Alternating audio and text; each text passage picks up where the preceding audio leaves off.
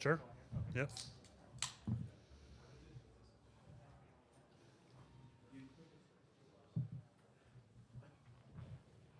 Okay, we will begin with some opening comments from Coach Flanery. Coach? Well, congratulations to Colorado on a great season and a great opponent. We knew we were going to have to put a full game together, and we did. We couldn't ever get comfortable defensively. They do a lot of things that really make you uncomfortable.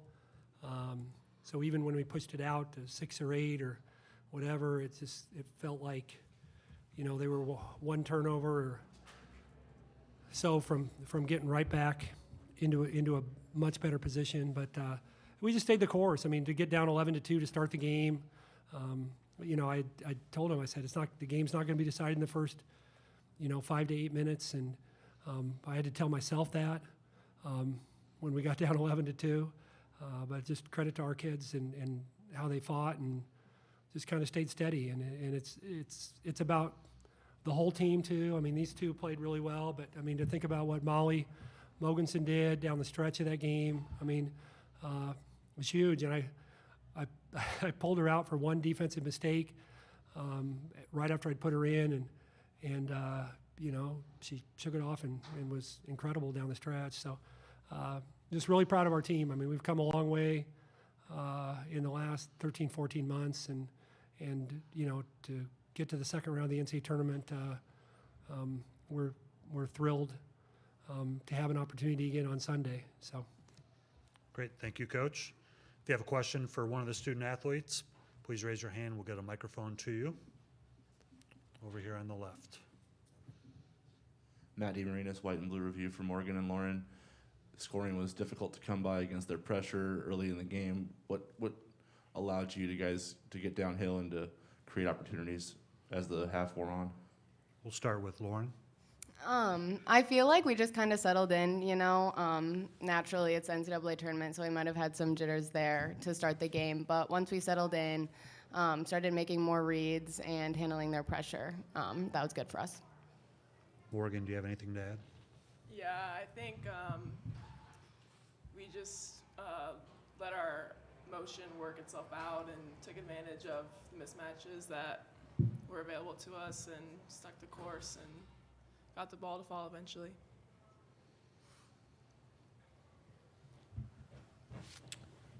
Up front, Nolan?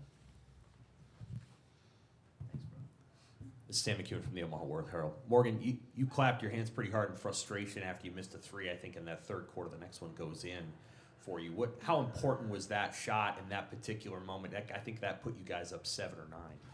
Yeah, I think we took advantage of the end of quarter situations. I had a few of those looks, but those plays don't happen unless our point guards go off those ball screens, looking to make plays. But having that momentum at the end of the quarter is definitely huge to finish the game. Susan? For Coach. Nope, student athletes first. Susan Harmon, Hawk Fanatic. You guys got within, or they got within 4 points a couple of times there in the last couple of minutes. How were you able to sort of withstand their sort of rush toward you? I know you made a ton of free throws, but other than that. Morgan, we'll start with you. I think we just stuck together. We've been in a lot of tough situations, close games all year, and we handled their pressure at the end and took advantage at the free throw line, and that helped us put the game away. Yeah, just kind of echoing what Morgan said. We've been in a lot of those situations. I think the majority of our losses have been within less than 10, and so we've been in that position before. And, we're all a close team. We have good chemistry, and our leaders are great too, and they did a good job of, calming us down and just getting us set and handling that pressure. Front left. Lauren, what's this one mean to you personally? I know the storylines are kind of cheesy sometimes, but you did play here last year, and it is kind of weird how it comes kind of full circle in times. I know, it is crazy. It does come full circle, but it was fun being back here and fun playing in Cover Hockey Arena again. Grateful for the opportunity and to do it with this team, and it's just a fun environment. Any other questions for the student athletes up front?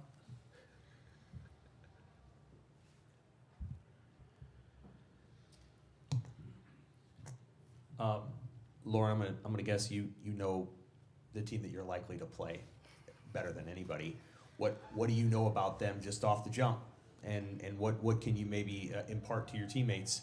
Yeah, well, obviously, I was on the team last year, so I'm very familiar with them.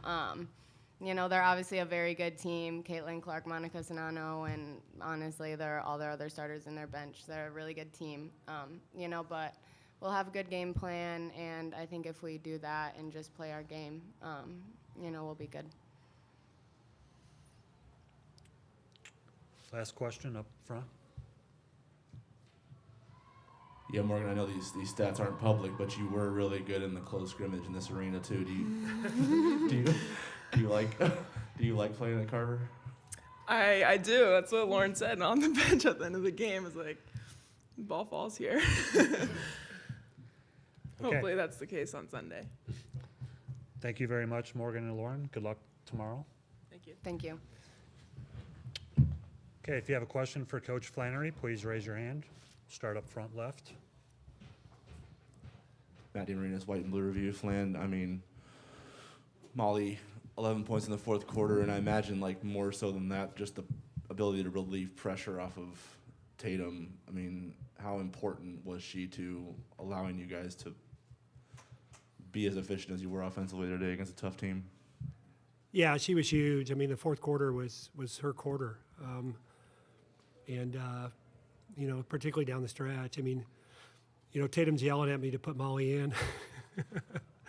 I told her to play and let me coach, but, and she was right. I mean, I wanted Molly to watch a little defensive, it was more about, we didn't get stops at the beginning of that fourth quarter. I felt like that we were having two issues, right? We weren't stopping them, and then we were having trouble with their pressure because we just had Tatum on the floor. We didn't have really another ball handler like Molly. So, but yeah, she was huge. I mean, and to hit that three that she hit, I mean, they cross-matched. They put a guard on Morgan for quite a bit of the game, particularly in the second half, and then they'd put a post on either Rachel or Molly. And, we kept saying, Rachel and Molly, you guys have to be, towed up on the three-point line and aggressive, trying to make a play against their posts, and which is easier said than done. It's not, we don't ask Rachel to make a lot of plays, and Molly, is, still in that sophomore mode where, she sometimes defers, but I thought to her credit, she really was fantastic at the end. And then they went back and put a guard on her, but she had the kind of confidence to be able to continue to make plays. But when you play against a team that pressures, you got to use their pressure against them. I mean, you got to back cut them, get a layup. You got to make strong dribble plays against the pressure. And I felt like that's what we did at times, and particularly that's what we did late. Front right.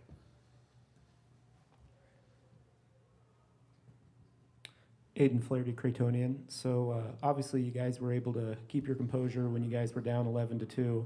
But then also in the second half when, you guys had an 8-point lead and Colorado seemed to kind of be making a comeback and, got it down to 2. Can you just kind of talk about kind of how the team was and how they kept their composure to be able to hang on despite Colorado kind of having a little bit of momentum? Yeah, I mean, you're right. We did not get we did not get off to a good start in the third quarter or really the fourth quarter. But Morgan's point about the end of quarters was huge. That end of that second quarter was huge. The end of the third quarter was huge. So we put ourselves in good position to end those two quarters, and then we came out to start the next quarter, and we didn't.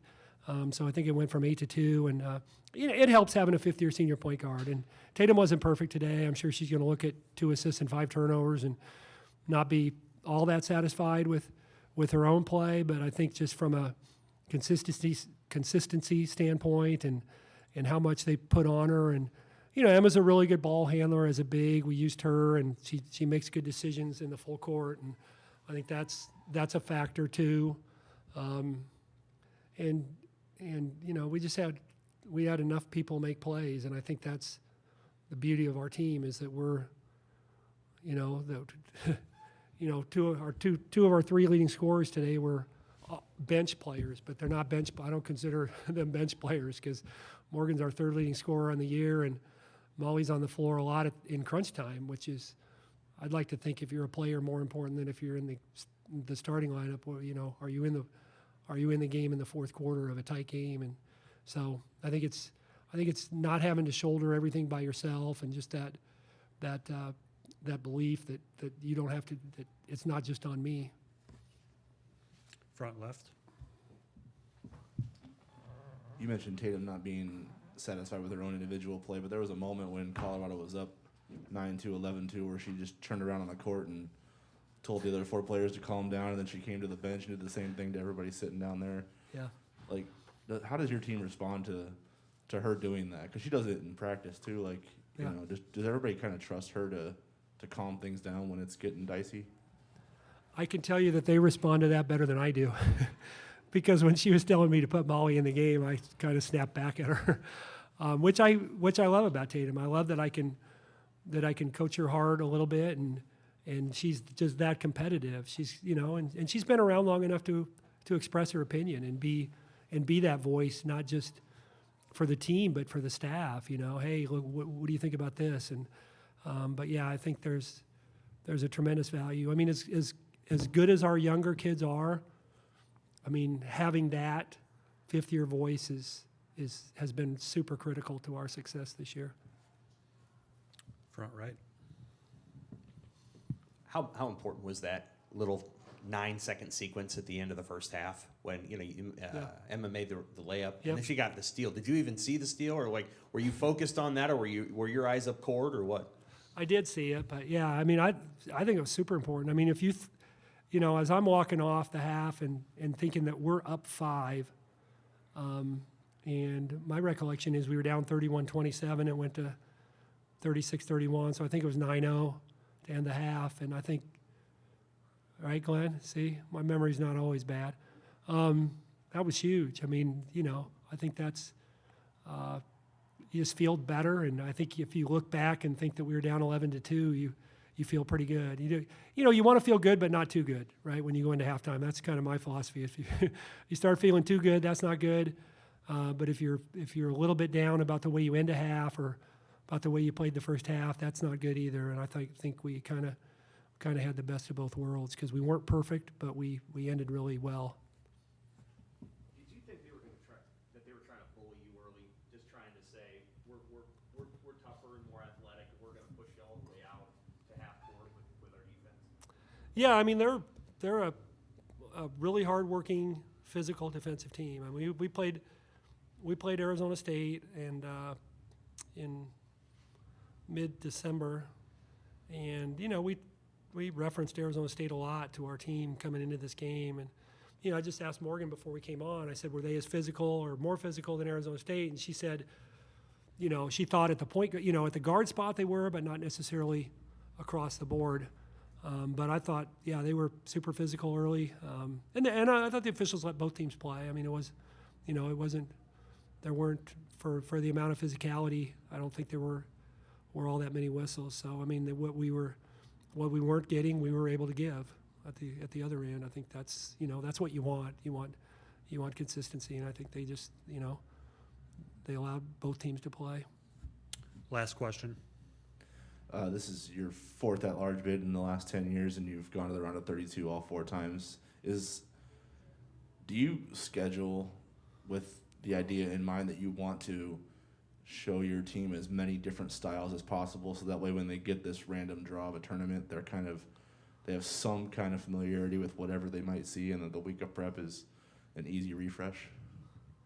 Yeah, I don't know if that's why we schedule the way we do, but I do think we schedule hard because we want to put ourselves in positions where, you know, like the players were talking about, like, hey, we've been here before, we've been in tight games, and you're right. I mean, I think it's more coincidental that you do see different styles in the non-con, and I was saying, I told our team or maybe our staff that, Arkansas scheduled our game, and one of their coaches told me that, they scheduled the game because they always play Mizzou twice in the SEC, and he's like, we need to beat Mizzou twice, and so that's why we're scheduling instead of scheduling somebody else. They know that we're pretty comparable or similar to Mizzou in terms of our style, and I thought that was really interesting, right? I mean, and I know JR in her comments talked about we're different than pretty much anybody that they see in the Pac-12. I mean, Utah is a little bit of a similarity, but I think that's an advantage. I mean, that we are different. We don't stuff the ball inside. We don't run 50 ball screens a game.